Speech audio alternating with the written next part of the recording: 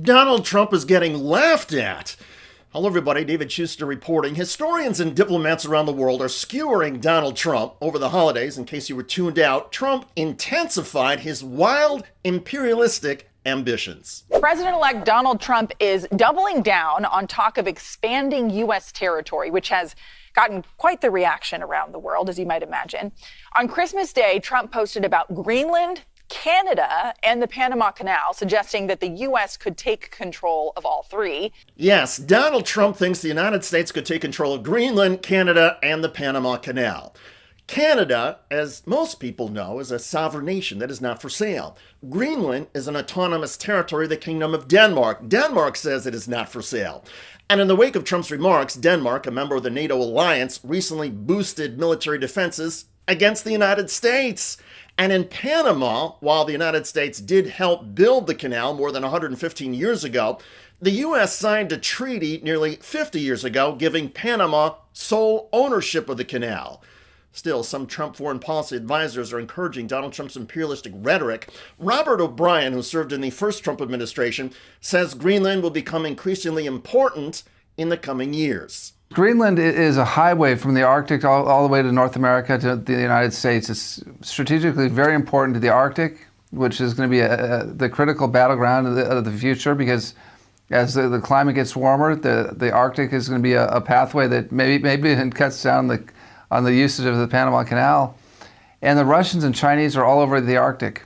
Now, the Kingdom of Denmark owns Greenland, and they've got an obligation to defend Greenland. And so President Trump said, if you don't defend Greenland, we'll buy it, and we'll defend it, but we're not going to defend it for free and let and not develop Greenland and not extract the minerals and oil and resources of Greenland. And while we defend it, Denmark gets rich, and the King of Denmark, becomes even wealthier. It is true that thanks to global warming, the melting Arctic ice will open up new shipping routes through Greenland. Plus, some scientists believe that Greenland sits on top of a lot of valuable oil and minerals. However, Greenland's prime minister says the island will never be for sale. And Denmark recently announced a new defense package to boost security of the Arctic island.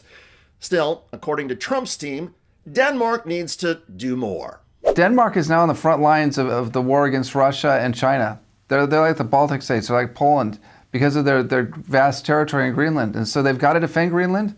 And if they can't defend it, we're going to have to, and we're not going to do it for free. So the Danes can either put the frigate that's necessary there, they can put the air wings, they can put the missiles in Greenland, and they can put the infantry there that they need to defend the country, just like the Latvia, Lithuania, and Estonia are doing in Eastern Europe. Or they can pay us to do it, and we'll do it, but they can cover the cost of the defense. Or if they don't want to do either of those things, they can let us buy Greenland from them. And Greenland can become part of Alaska. I mean, the native people in Greenland are very closely related to the people of Alaska. Not exactly. Some of the indigenous people in Alaska are related to some of the indigenous people of Greenland, if you want to go back far enough, but none of those tribes are calling for Alaska to take over Greenland. Still, the idea that the United States might grab Greenland and exploit its natural resources has prompted salivating across MAGA world. From the hosts on Fox News to the armchair conservatives posting on X, it seems all of MAGA is enthralled with the idea of conquering more land and expanding the United States.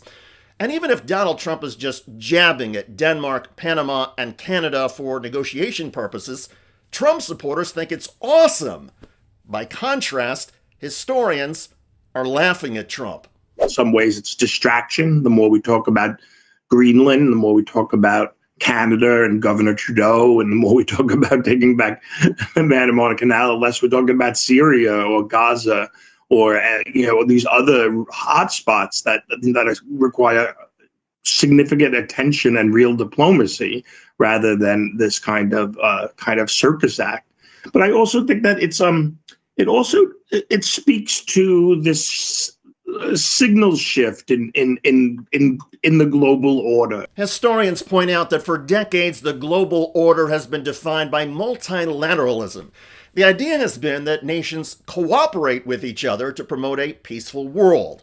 Relatedly, leaders largely have adhered to certain diplomatic expectations and protocols, but not Donald Trump. Trump, by just by just talking about taking the canal or taking Greenland or turning Canada into the 51st state is really hearkening back to a world where the doctrine of conquest still reigned. Where the presumption wasn't cooperation, the presumption was rivalry, competition, and domination, in which smaller nations suffer what they must and bigger nations do what they will. And I think that, this is classic. This is classic Trump. And Trump's classic bullying style is music to the ears of many of his supporters. On social media, there's now a steady flow of MAGA-created maps showing the United States expanding and owning territory from the Arctic Circle down to Panama. But outside of the Trump team and his diehard MAGA faithful, the maps and the expansionist rhetoric are being mocked and ridiculed. Diplomats, even in foreign governments that support Donald Trump, acknowledge there is no way the greater United States is going to fill out from Greenland down to Panama. By all accounts, this is a Trump and MAGA fantasy that will never become reality.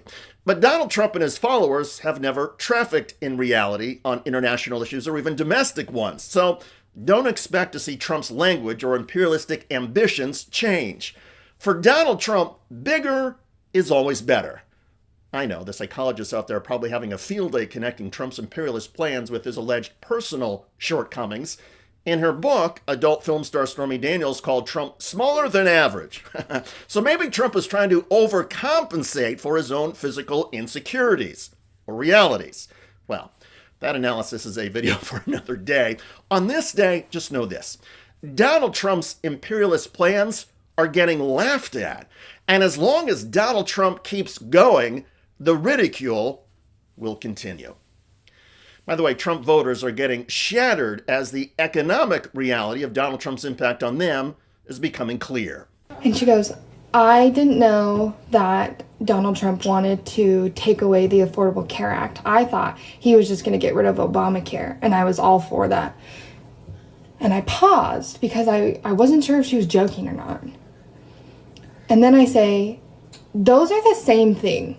They're one and the same. And she goes, well, I didn't know that. And now I don't know if I'm going to have insurance for my kids or for myself. Check out that video at the link below. I'm David Shuster. Thanks for joining us.